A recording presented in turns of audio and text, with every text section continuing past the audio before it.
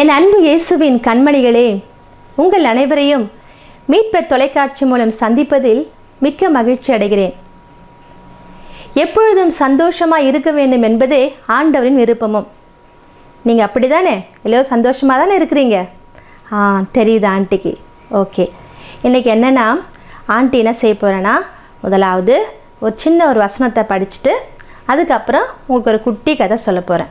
சரியா? எல்லோரும் கவனமாக கேட்பீங்களா? யாரும் இடையில எழுந்து எங்கேயும் போகக்கூடாது. சரியா?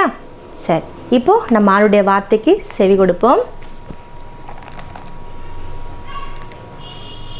லூக்கா எழுதிய நற்செய்தியிலிருந்து வாசகம், அதிகாரம் 17, வசனங்கள் 12 முதல் 19 முடிய.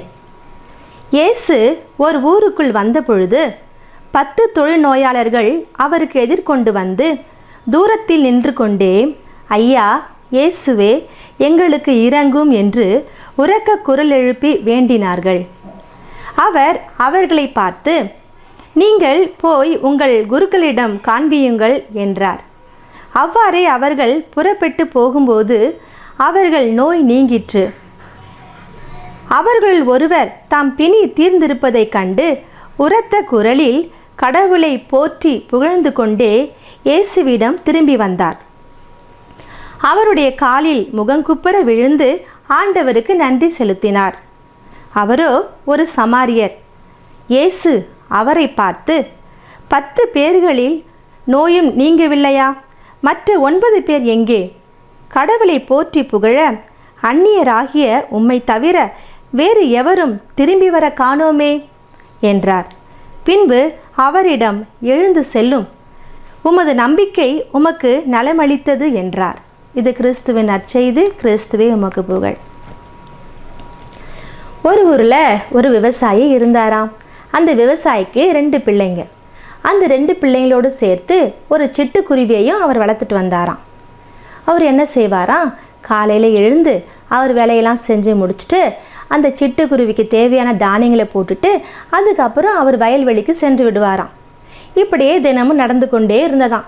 ஒரு நாள் அதே மாதிரி அந்த விவசாயி எழுந்த தன்னுடைய வேலையை செஞ்சுட்டு அந்த சிட்டுக்குருவிக்கு உணவு கொடுத்துட்டு தான் வயல்வெளிக்கு போயிட்டாராம். போன கொஞ்ச நேரத்துக்குள்ள ஒரே இடி மழை, பெருத்த காற்று, அப்படியே பயங்கரமான மழை பெய்யுதான், புயல் அடிக்குதான். ஆனால் இதை பார்த்துட்டு அந்த வீட்டில் இருக்கிற அந்த விவசாயியுடைய பிள்ளைங்க ஒன்றுமே செய்யலை. அவங்க பாட்டுன்னு கூலாக டிவி பார்த்துக்கிட்டு ஜாலியாக இருக்கிறாங்களாம். அந்த சிட்டுக்குருவி மட்டும் ரொம்ப அப்படியே பதட்டத்தோடு என்ன செய்யுதான், வெளியேருந்து வீட்டுக்குள்ளே வருதான், வீட்டுக்குள்ளேருந்து வெளியே போதான். ஐயோ, தன் எஜமானை காணுமே, என்ன செய்வேன், இப்படி இடி இடிக்குது, மழை பெய்யுது, காற்று அடிக்குது, எங்கள் எஜமானுக்கு என்ன ஆயிடுச்சோ தெரியல சொல்லிட்டு அப்படியே புலம்பிகிட்டே இருக்குதான். என்ன செஞ்சுதான், அப்புறம் அந்த வயலில் வேலை செஞ்சவங்க எல்லாரும் வீட்டுக்கு திரும்பிட்டு இருந்தாங்களாம். ஆனால் அங்கே எஜமானை மட்டும் காணுமா. இந்த சிட்டுக்குருவிக்கு ஒரே பயம் வந்துருச்சு. பறந்து போச்சான். பறந்து போயிட்டு வயல்வெளிக்கும் தான் வீட்டுக்கும் இடைப்பட்ட ஒரு குறிப்பிட்ட இடத்துல என்ன செஞ்சுதான், அப்படியே படுத்துக்கிட்டு குப்புற படுத்துட்டு இப்படி வானத்துக்கு நேரம் என்ன செஞ்சுதான், கையை பிடிச்சி இப்படி விரிச்சுக்கிட்டு படுத்துகிட்டே இருந்துச்சான். போகிற வரவங்களும் என்ன செஞ்சாங்களே, ஏய் சிட்டுக்குருவி, என்ன பைத்தியமா உனக்கு, மழை இப்படி பெஞ்சிட்டு இருக்குது, இடி இப்படி இடிக்குது, உனக்கு கொஞ்சோட புத்தி இல்லையா, வீட்டுக்கு போ அப்படின்னு சொல்லிட்டு சொல்கிறாங்களாம். அந்த சிட்டுக்குருவி சொல்லிச்சான், நான் போக மாட்டேன், எங்கள் எஜமா வீட்டுக்கே வரல, அவர் மேலே இந்த இடி இடிக்குதை விழுந்தா அவர் செத்து போயிடுவார்ல, என் மேலே விழுந்தா கூட பரவாயில்ல, நான் அதை தாங்கி பிடிச்சிக்குவேன், எங்கள் எஜமானை நான் பார்க்காம இந்த இடத்த விட்டு போக மாட்டேன்னு சொல்லிட்டு அப்படியே பார்த்துட்டு வானத்தை பார்த்துட்டு கையை அப்படி வச்சுட்டு இருந்துச்சான். அந்த சமயம் பார்த்து அந்த விவசாயி, அந்த எஜமான் வராராம். ஐயோ, என்ன இது, நம்ம சிட்டுக்குருவி தானே இப்படி மழையில் நனைஞ்சிட்டு இருக்குதுன்னு சொல்லிட்டு பார்த்துட்டு அப்படியே தூக்கி மேலே படுக்க வச்சுட்டு வீட்டுக்கு வந்தாராம்.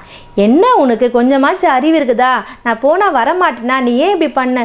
இல்லை எஜமா, எனக்கு பயமாயிடுச்சு, எனக்கு யாருமே உங்களை பற்றி அக்கறை எடுத்துக்கல, உங்கள் பிள்ளைங்க கூட வருவாங்கன்னு பார்த்தேன், உங்களை கூப்பிட யாருமே வரல, அதுக்கு தான் நானே வந்துட்டேன், இடி விழுந்தால் நீங்கள் செத்து போவீங்களே, நான் எங்கே போவேன், அப்போ நான் அனாதையாக தானே போவேன் சொல்லிட்டு சொல்லிச்சான். உடனே அந்த விவசாயிக்கு ரொம்ப சந்தோஷமா அந்த சிட்டுக்குருவியை வாரி மார்போடு அணைச்சிக்கிட்டாராம். பார்த்தீங்களா? நம்மளுடைய அறிவில் குறைஞ்ச அந்த சிட்டுக்குருவி பார்த்தீங்களா, தன்னுடைய எஜமானுக்கு எவ்வளோ நன்றி உள்ளவர்களாக இருக்குது பார்த்தீங்களா? ஆமாம் அன்பு குழந்தைகளே, நாம் கூட எல்லாவற்றிலும் ஆண்டவருக்கு நன்றி உள்ளவர்களாக இருக்கணும். எப்படின்னா, ஒவ்வொரு நாளையும் ஆண்டவர் தராரு இல்லையா, நம்ம முதலாவது தூங்கி எழுந்ததும் காலைல எழுந்தோடனே ஏசப்பா இந்த நீங்கள் புதிய நாளை கொடுத்தீங்களே உமக்கு நன்றின்னு ஒரு வார்த்தை சொல்லிடணும். அதே மாதிரி அந்த நாள் முழுவதும் ஆண்டவர் நம்மளுக்கு உயிரை கொடுத்து ஒரு ஆபத்தும் இல்லாமல் வழிநடத்துகிறார் இல்லையா? அதனால் இரவு படுக்கைக்கு போகிறதுக்கு முன்னாடி தான் படுக்கையில் உட்காந்து ஏசப்பா இந்த நாள் முழுசும் நீங்கள் எங்களை ஒரு ஆபத்தும் இல்லாமல் பாதுகாத்தீங்களே உமக்கு நன்றி ஏசப்பா அப்படின்னு சொல்லணும். முதலாவது ஆண்டவருக்கு நன்றி உள்ளாக இருக்கணும். அதுக்கப்புறம் பெற்றோருக்குலாம் எப்படின்னு கேட்குறீங்களா? உங்களுடைய வேலை என்ன? படிக்கணும். சின்ன வயசில் என்ன காரியம் உங்களுது? நல்லா படிக்கணும், நல்லா படித்து நல்ல மார்க் வாங்கணும். இப்போது உங்களை மிஸ்ஸு கூப்பிட்டு உங்கள் பேரண்ட்ஸ் மீட்டிங்கில் மம்மியை கூப்பிட்டு உன் பிள்ளை நல்லா படிக்கிறான், எல்லாத்துலையும் திறமையாகிறான்னு சொல்லும்பொழுது அம்மா சந்தோஷப்படுவாங்கல்ல, அந்த சந்தோஷம்தான் நீங்கள் அப்பா அம்மா காட்டுற நன்றி உணர்வு. சரி செல்லங்களே, புரிஞ்சுதா? நீங்கள் என்ன செய்யணும்? எல்லாவற்றிலும் முதலாவது ஆண்டவருக்கு நம்ம நன்றிலாம் இருக்கணும். சரியா? அதை புரிஞ்சுதில்ல? அதன் பிரகாரம் செய்வீங்க தானே? நீங்கள் நல்ல பிள்ளைங்க, அப்படி தான் இருக்கிறீங்கன்னு சொல்லிட்டு ஆண்டிக்கு தெரியும். சரி, ஒரு சின்ன ஜெபம் பண்ணலாமா? கண்ணை மூடலாமா? நன்றியுணர்வோடு நெஞ்சே ஆண்டவரை பாடு, அவர் நல்லவர் சர்வ வல்லவர், இதை மகிழ்ந்து கொண்டாடு. நன்றியுணர்வோடு. ஆமாம் அன்பின் பரலோக பிதாவே, நன்றியோடு உம்மை ஸ்தோத்தரிக்கிறோம் தகப்பனே.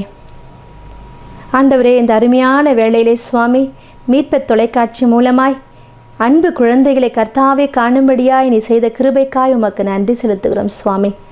இந்த கதை மூலமாகவும் வசனத்தின் மூலமாகவும் கேட்டு அறிந்த கர்த்தாவே காரியங்களை மனதில் நிறுத்தி என் பிள்ளைகள் அதை வாழ்விலே கர்த்தாவே அதை பயன்படுத்தி வாழ்ந்து சிறக்க கர்த்தர் உதவி செய்யுங்க. என் பிள்ளைகள் எல்லாவற்றிலும் உமக்கு முதன்மையான இடத்தை கொடுத்து உமக்கு நன்றி அறிதல் உள்ள பிள்ளைகளாக வாழ தேவரீர் அவர்கள் கிருபை செய்யுங்க.